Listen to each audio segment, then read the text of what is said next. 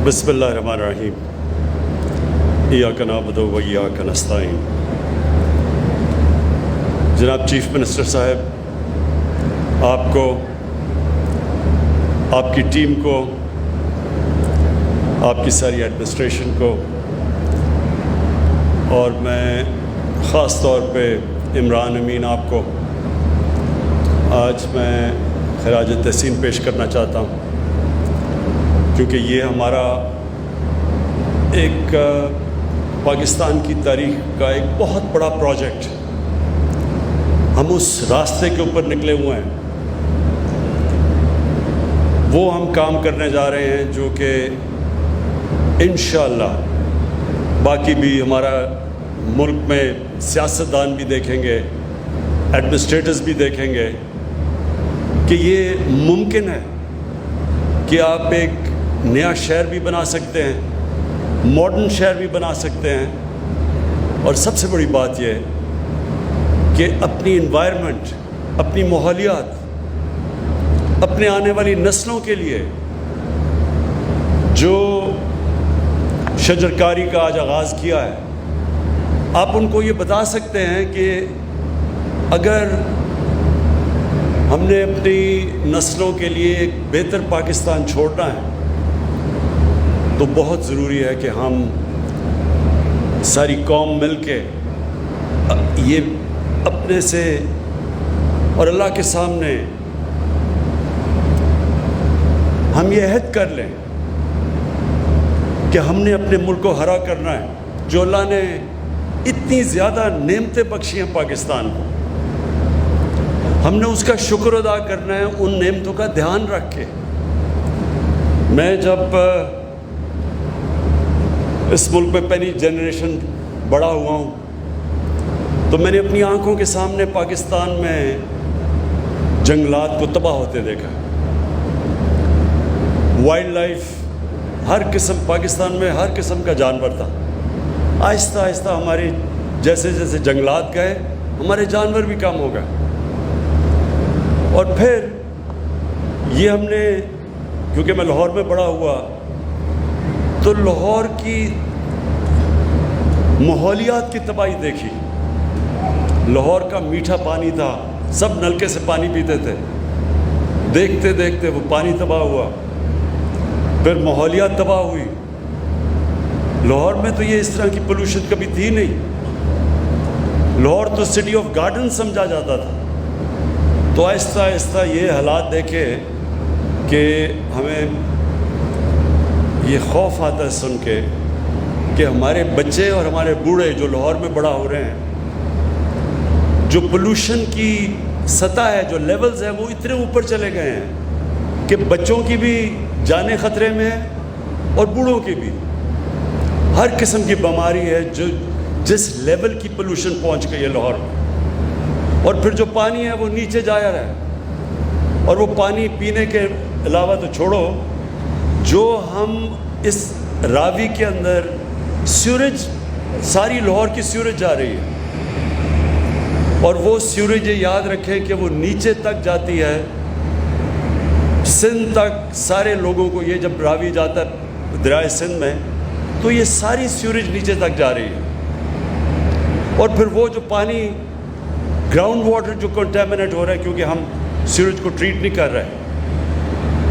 तो ये जो प्रोजेक्ट है रावी का, ये सिर्फ लाहौर के मुस्तकबिल के लिए नहीं है, ये पाकिस्तान के मुस्तकबिल के लिए बहुत इम्पोर्टेंट प्रोजेक्ट है। और ये हमें पहले दिन से पता था कि ये मुश्किल है। अगर मुश्किल ना होता तो जनरल मुशर्रफ के दौर में बन जाता। प्लान तो तब हुआ था ये।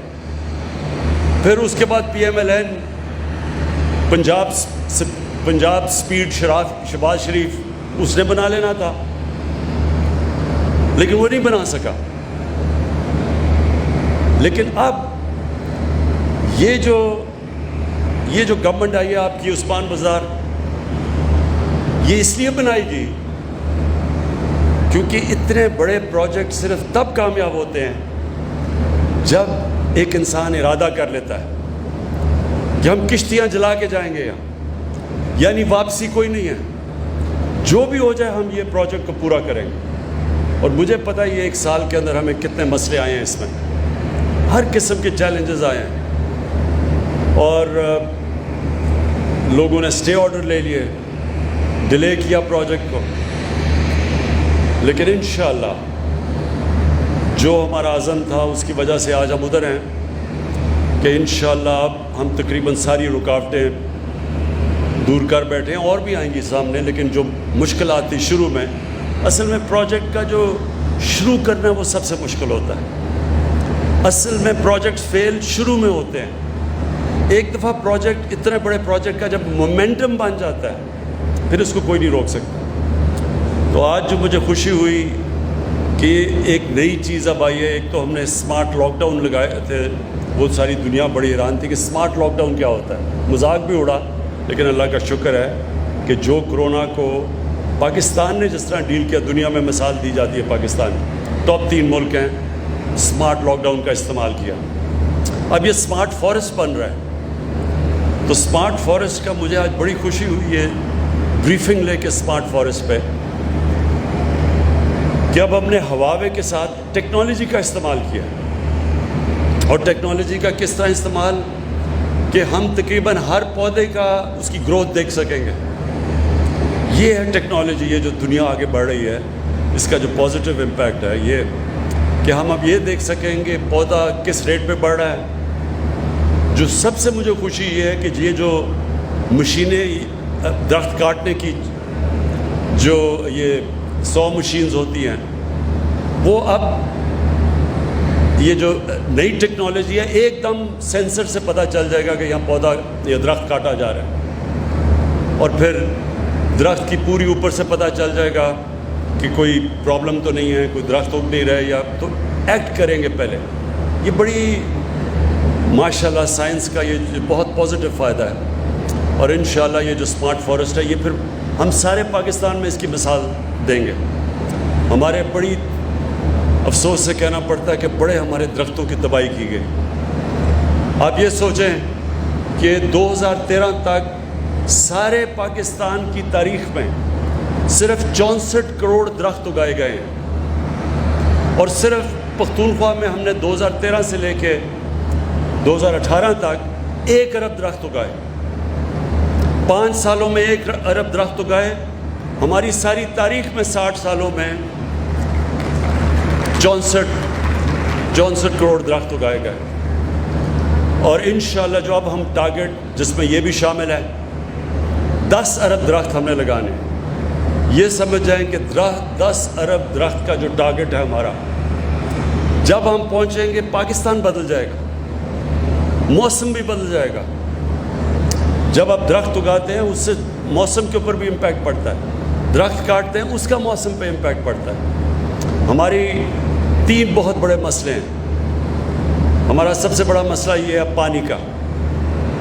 یہ ہمارا یعنی دنیا میں پانی کا مسئلہ آنے والا ہے.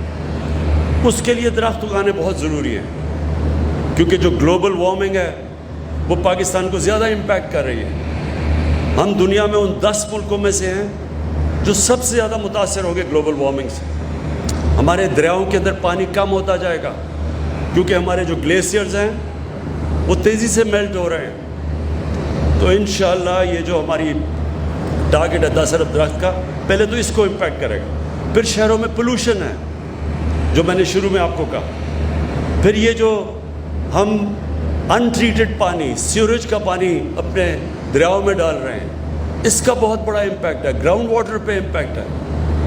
اس سے لوگوں کی صحتوں پہ فرق پڑے گا.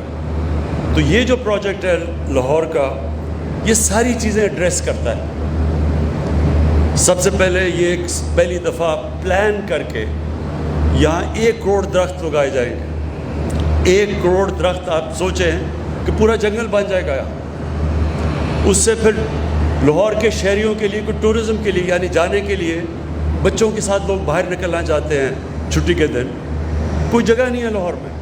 تو یہ انشاءاللہ ایک بہت بڑا ٹورزم کے لیے بھی لاہور سے لوگ آئیں گے ادھر. تو یہ پورا ایک جنگل بھی بن جائے گا، اور بڑی پلان قسم کا جنگل ہوگا ٹورزم کے لیے. پھر 3 براجز بنیں گے راوی کے اوپر، پانی کو روکیں گے.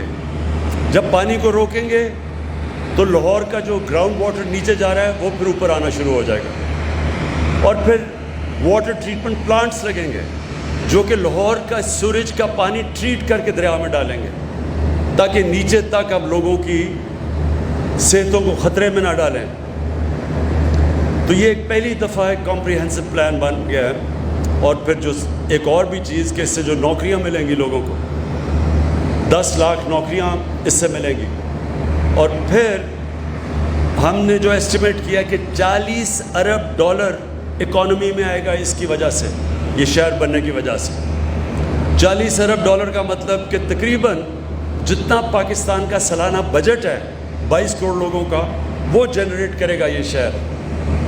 تو انشاءاللہ اس کا سارا امپیکٹ پڑے گا روزگار کے اوپر، اس کا امپیکٹ پڑے گا ہماری انڈسٹری پہ۔ کنسٹرکشن جب شروع ہوگی تو 30 اور انڈسٹریاں چلنی شروع ہو جائیں گی، اور اس سے پھر ہماری اکانومی بڑھے گی، ہمارا ریونیو کلیکشن بڑھے گا، جو کہ ہم نے اتنے قرضے دینے ہیں تو یہ بڑی چیزیں پاکستان کے مسئلے یہ پروجیکٹ ایڈریس کرے گا۔ میں پھر سے آخر میں کہوں گا چیف منسٹر صاحب کہ آپ کو مشکلوں کا سامنا پڑے گا، آپ کی ٹیم، ساری آپ کی ایڈمنسٹریشن، سب کو تیار ہونا چاہیے مشکلوں کے لیے، سب کو ہر طرح کی جو بھی رکاوٹ ہو اس کو ہٹانے کے لیے آپ کو تیار رہنا چاہیے اور عزم کرنا چاہیے کہ کوئی چیز اس پروجیکٹ کو اب ہم روکنے نہیں دیں گے۔ شکریہ۔